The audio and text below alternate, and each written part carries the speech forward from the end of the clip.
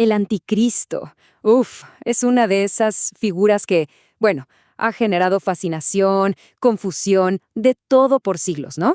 Es un nombre que a todo el mundo le suena. Pero, a ver, ¿qué es lo que dice realmente la Biblia al respecto? Vamos a meternos de lleno en ese misterio. Y para arrancar, creo que hay que plantear la pregunta del millón, la más importante de todas. Cuando leemos sobre el anticristo en la Biblia, ¿estamos hablando de una persona de carne y hueso, no sé, un futuro líder mundial? ¿O se refiere a algo más abstracto, digamos como un espíritu de oposición que ya ahora mismo está entre nosotros? Y bueno, aquí viene lo interesante, porque resulta que la Biblia no nos obliga a elegir entre una cosa o la otra.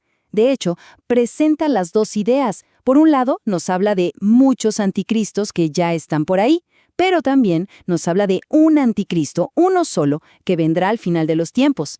Entender esta dualidad, esta doble idea, es clave para entender todo lo demás. A ver, pensémoslo de esta manera. Por un lado, está lo que podríamos llamar el espíritu del anticristo. Ojo, según las Escrituras, esto no es algo que va a pasar. No, ya está en el mundo. Se manifiesta, por ejemplo, en falsos maestros, en cualquiera que busque engañar. Pero, por otro lado, está la profecía que sí apunta a una figura muy concreta, a un líder que, en el futuro, se va a levantar y va a ser, digamos, la encarnación máxima de toda esa oposición a Dios. Es que, de hecho, el apóstol Juan lo dejó clarísimo en su momento.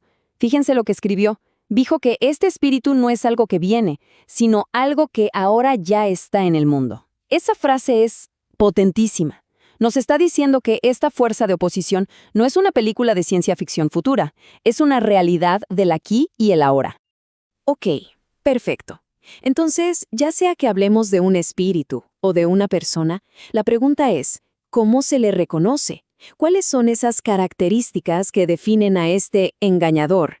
Bueno, vamos a intentar armar una especie de perfil, un retrato hablado, pero basándonos únicamente en los textos bíblicos.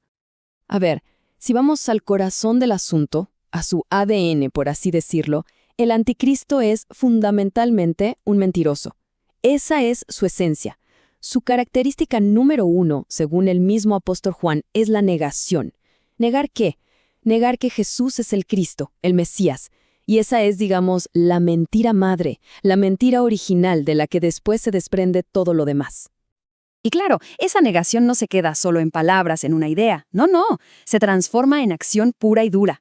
Se opone activamente a Dios, se exalta a sí mismo por encima de todo y de todos, persigue a los creyentes. Todas estas son como consecuencias lógicas, ¿no? Acciones que nacen directamente de esa rebelión inicial. Bueno, ya que tenemos claro el concepto general, ese espíritu, vamos a enfocarnos ahora sí en esa figura específica que, según la profecía, lo va a encarnar todo. Las Escrituras le ponen un nombre que impresiona: el hombre de pecado.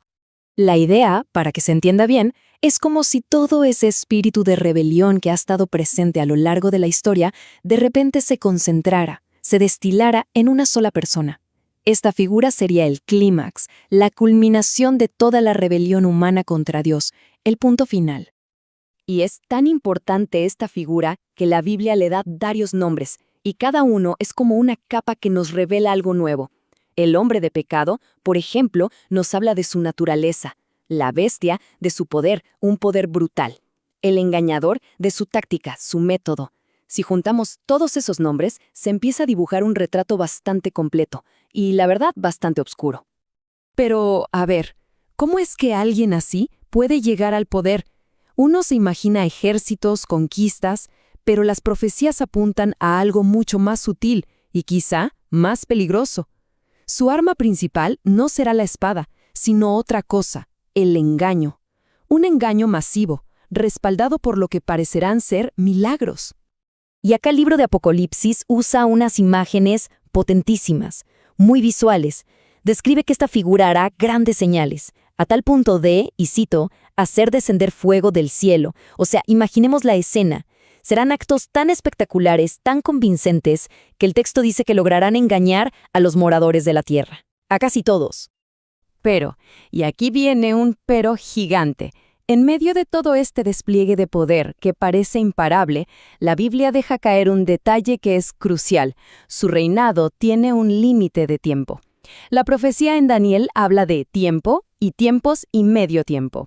Esto generalmente se interpreta como 3 años y medio.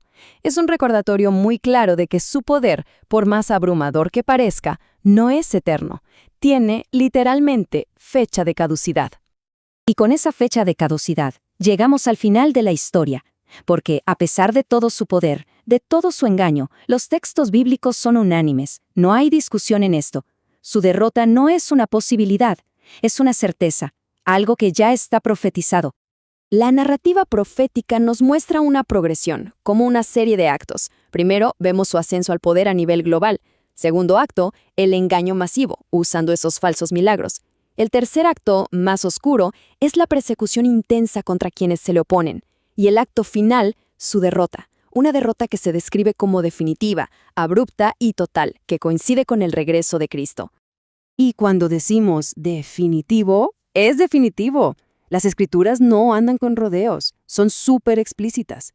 Su destino final, según Apocalipsis, es ser arrojado al lago de fuego, un simbolismo muy fuerte de juicio y de aniquilación total. Ok, hemos visto todo este panorama. Entonces, ¿para qué sirve saber todo esto? ¿Es para asustarse? Según el mensaje bíblico, no. El punto no es generar miedo, sino todo lo contrario, preparar. La idea es aprender a discernir, a reconocer el engaño hoy, en el presente, para poder mantenerse firme en las propias convicciones. Y con esto como que cerramos el círculo y volvemos al punto de partida. Si partimos de la premisa bíblica de que ese espíritu del anticristo ya está en el mundo, la pregunta que queda flotando en el aire para la reflexión de cada uno es, ¿cómo se manifiesta hoy? ¿En qué ideas, en qué filosofías o en qué movimientos actuales se podría, quizás, identificar un eco de esa negación fundamental de la que hablábamos al principio?